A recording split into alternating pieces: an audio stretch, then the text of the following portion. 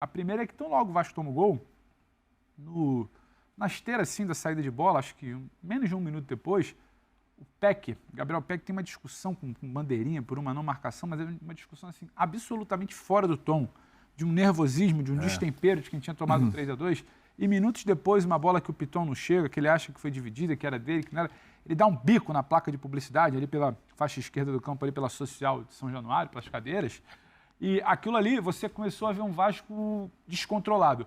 Totalmente diferente do Vasco do início de jogo, que parecia que colocava o Corinthians na roda. Aquele primeiro gol sai sem o Corinthians tocar na bola praticamente.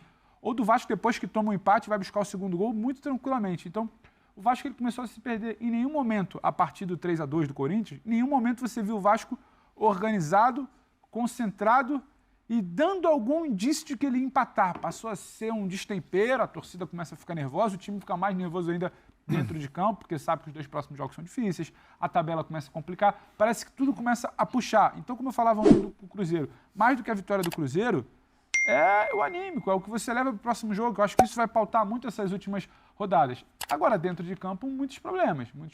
O Corinthians, o Mano fala em acidente, já estava até comentando, eu discordo, porque senão é a mesma coisa que reduzir a vitória do Corinthians ontem, virar para o Vasco falar foi um acidente. Foi. Perfeito. Eu acho que o Corinthians teve muito mérito ontem. Quando ele toma o gol, primeiro, quando ele toma o segundo, quando ele organiza a sua defesa. O Vasco não consegue organizar a sua defesa. Eu acho que você está de prova aqui. Há alguns dias, a gente vem falando dessa sequência do Vasco e se batia muito numa tecla, não, mas o Vasco está mais organizado, o que o Vasco fez no segundo turno, eu falava, as 2 últimas partidas do Vasco não foram boas. Sim. Não foram boas. Já não dá mais para afirmar isso. Especialmente do ponto de vista defensivo. A bola entra muito pelo corredor central, a proteção que você tinha antes, você não tem mais. Os 2 gols do Corinthians ontem foram assim. O primeiro, o Capasso vai lá na frente, dá um bote que não é dele, a bola entra pelas costas, o Medel, ao invés de cortar para a lateral, corta para cima, uma falha.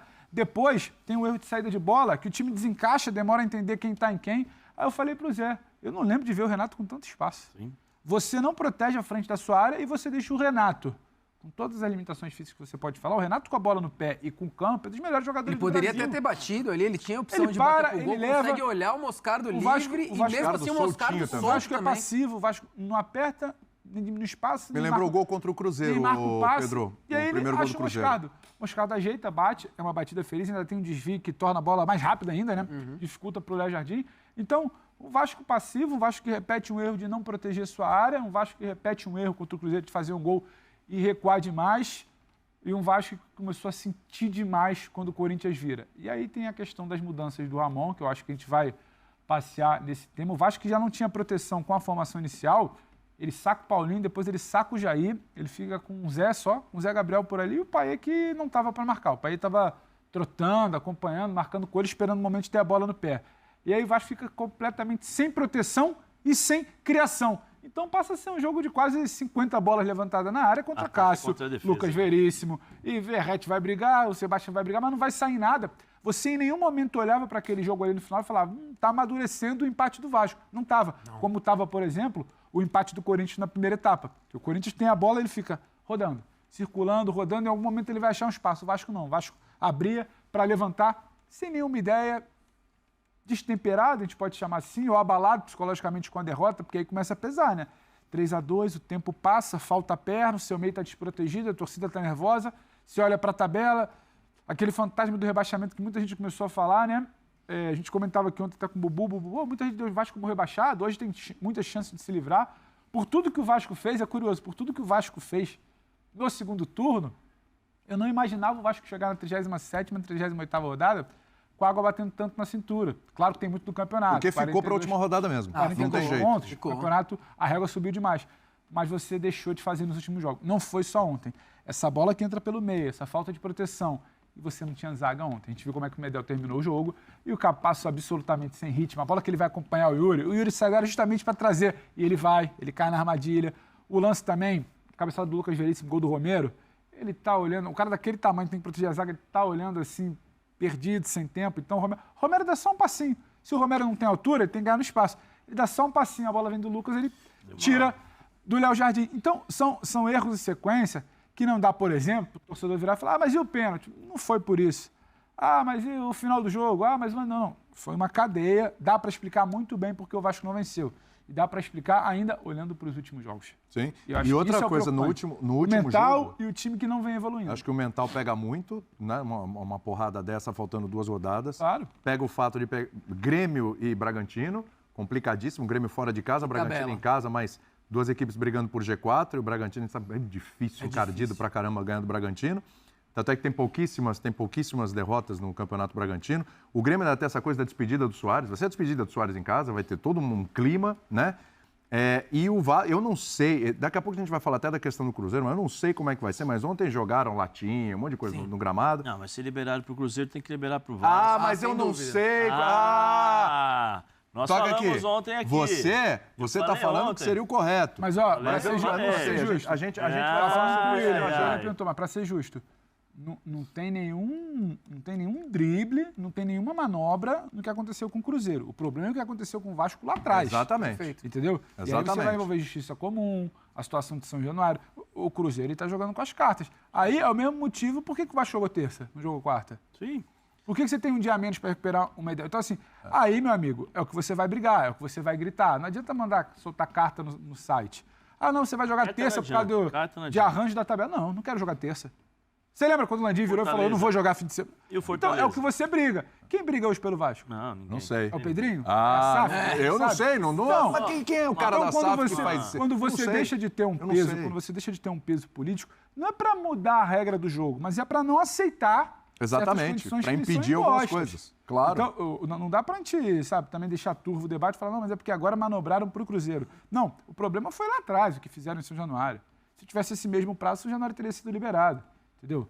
É muito Vou falar uma coisa para você. Infelizmente, o Vasco está pagando um preço, vou passar para o Zé, quero ver os companheiros também, mas o Vasco está pagando um preço de uma gestão ruim de uma SAF. É uma gestão ruim. É uma gestão ruim. Ontem você falou bastante sobre isso. Dos dois lados. Cara, uma boa. A gente discutiu aqui muito durante o ano. É um Vasco que fez um investimento, você lembrou ontem, de mais de 100 milhões. Mais de 100 milhões. Em contratações bem questionáveis. Bem questionáveis. As iniciais. As iniciais, exatamente. Você teve que montar um time do zero. Sim. Quando a gente para ver em ordem de valor, de grandeza, 100 milhões, você não monta um time do zero. Sim. Mas ainda assim, mesmo montando um time do zero, eu acho que você pode observar melhor o mercado. Eu não sei quem fez esse serviço, quem fez esse trabalho na época e tal, mas bem questionável. Tanto é que, parte desse jogo, Pedro Raul já foi embora. Orelha. Robson Bambu não joga. Robson Bambu, aliás, ontem não pôde jogar e tal. O Orediano, caríssimo. Não dá para entender algumas coisas. O Orediano não é uma coisa assim, que surpresa, nossa, era tão bem. Não, todo mundo já sabia. Todo mundo já sabia. Então, só para citar 2 aqui. Aí, o Vasco tinha um aporte financeiro que só podia ser utilizado depois da janela de transferência. Está planejado para setembro, certo, Pedro? Parece em setembro. Para setembro. Exato. Cara, a janela não é em setembro, bicho. A janela é antes, sabe? E aí começou com o carro em movimento. E aí chega o Payet, aí chega não sei quem, aí volta o Rossi, aí não contrata não sei mais quem, aí vem o Verrete, beleza, Verrete foi... Mas assim, tudo com o carro em movimento, troca o treinador... E eu acho que aí não tem o que discutir, acho que precisava trocar mesmo, né? Só acrescentando, o aporte financeiro estava previsto para setembro. É isso que eu estou falando, é isso que eu estou falando. Exatamente. Antes. Então, assim, é um filme que o Vascaíno já viu, só que o Vascaíno não tinha visto com o SAF. Sim. O Vascaíno... prometeram que esse filme não ia passar mais. Não é verdade? Você vira o ano, vem a SAF, então agora a administração é diferente, é uma outra conversa. Não, o Vascaíno viu a mesma coisa que ele já viu vários anos, inclusive indo para a Série B e tal, etc., ele viu com a SAF, que pode culminar num rebaixamento de novo, e agora com o SAF. Então, cara, olha, mais ou menos o que o Pedro falou ontem. O cara olha e fala, mas qual é a saída aqui? Porque com a SAF aconteceu isso, sem a SAF era daquele jeito. E agora, como é que faz? Qual a expectativa para o ano que vem? Passando até por muito que o Bobo falou ontem também. Então, assim, o que está acontecendo agora é fruto de como o Vasco foi administrado o ano inteiro. Dá para salvar ainda? Eu acho que dá. Ficou difícil? Ficou. Complicado. Mas é um perde-ganha tão grande, é uma trocação tão grande perto da zona do rebaixamento, principalmente falando de Santos, de Bahia, o próprio Vasco, evidentemente, o Cruzeiro agora já desgarrou um pouquinho, mas é uma trocação tão grande, que não dá para prever. Hoje pode acontecer do Santos empatar na Vila com o Fluminense, que o Santos é o time que ganha fora e não ganha dentro. Então, quando parece que agora vai desgarrar. Não desgarra porque empata com o Cuiabá, empatou com o São Paulo em casa. Aí você pega o Bahia, será que o Bahia do 5x1 a gente vai ver de novo hoje? Eu não sei, porque esse Bahia do 5x1... São 2 jogos que definem. O Vasco pode ter o futuro mais encaminhado com esses 2 jogos de hoje, O Bahia que não conseguiu vencer em casa o Atlético Paranense, mesmo saindo na frente. O Vasco então eu não sei, depende muito de hoje. Semana, dependendo da combinação. Exatamente, mas depende muito de hoje, sabe? Esse Grêmio que o Vasco vai enfrentar, que briga pelo G4, tem a despedida do Soares e tal, é um Grêmio que meteu 4-3 no Botafogo, falou, putz, agora o Grêmio vai brigar pelo título. No jogo seguinte, ele perde em casa para um Corinthians com um jogador a menos quase que o jogo todo.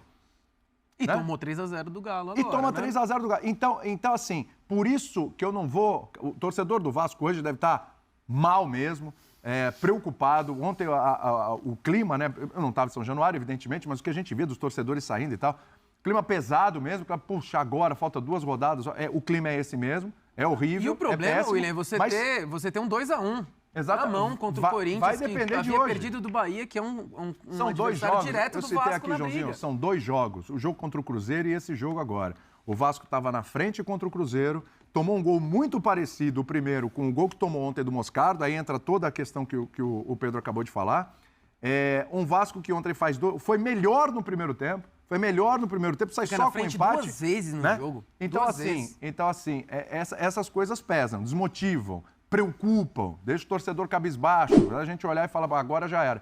Eu ainda vou esperar acabar essa rodada, ver o que vai acontecer, para poder dizer um pouquinho melhor aí de como serão os 2 últimos confrontos aí do Vasco, se o Vasco já foi, se não foi, porque realmente é muita trocação ali na parte de baixo, não dá para garantir nada, Zé. Não, boa tarde, Bubu, e do Johnny, grande Pedro, todos que estão nos assistindo.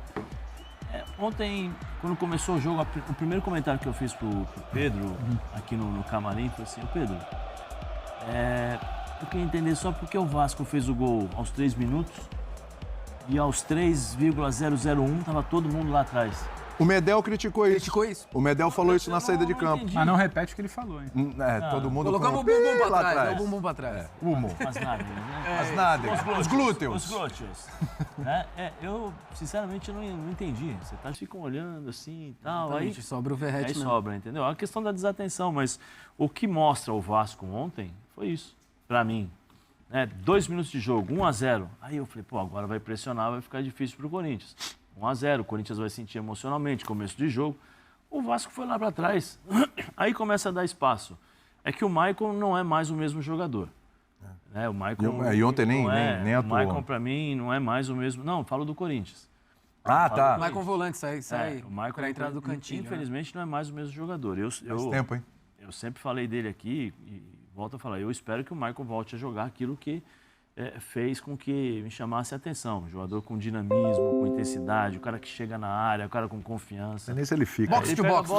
Mas ele pega a bola, toca do lado, vem pra cá, toca do lado, olha pra frente, aí faz a inversão que às vezes não dá certo, Poxa, eu acho que ele tem muito mais potencial pra jogar. Segundo o árbitro PC de Oliveira, comentarista do Sport TV, foi pênalti contra o Vasco, comentou, para mim foi pênalti do Moscardo, ele até tentou evitar, mas a bola bateu no cotovelo, que estava ampliando o espaço do corpo, uma posição antinatural. Esse lance lembra o pênalti cometido pelo Rossi contra o Cruzeiro, analisou o PC. Ontem não tivemos um jogo dos melhores, perdemos para o Corinthians em um jogo onde o Vasco não conseguiu impor um ritmo de jogo, pegou um gol e recuou totalmente, e a derrota está repercutindo dentro do elenco, pois teve discussão de Vegetti e Zé Vitor depois do jogo. Apesar de toda a dificuldade, ainda demos chances, apesar de mais difícil agora, mas não tem nada acabado. Confiante para os próximos jogos?